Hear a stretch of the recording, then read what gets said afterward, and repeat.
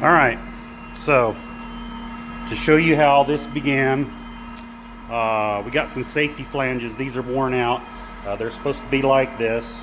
We're still waiting on some material. But anyway, so these are the last two that you can see talking about those plastic cups, and it's a 9-degree taper in here. So, and you can see it was a shitty design from day one. They've done it for years. We finally convinced them. Of course, they have different managers in charge now. Let's do away with this shit.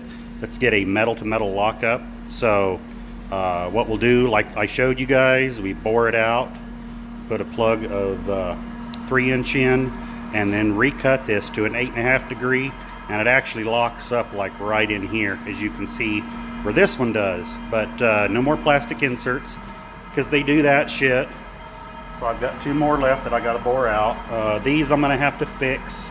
And I've removed the metal bar that they were using to install these. The guy was stupid enough, he jammed a plastic cup in there, and it doesn't require it.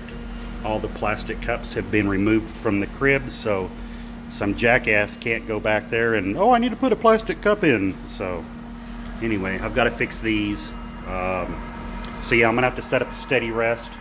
Do the long ones. I'm going to finish these short ones up, but so you can see. And I also have fun. I have to take one of these out of a core that melted in. I'll show you.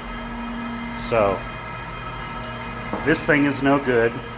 That is one of those, and you can see it has the plastic cup too.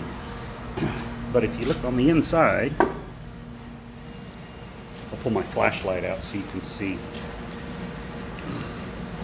See where it melted? You see that little hole in the middle of there? Yeah, it melted through and welded to the metal shaft.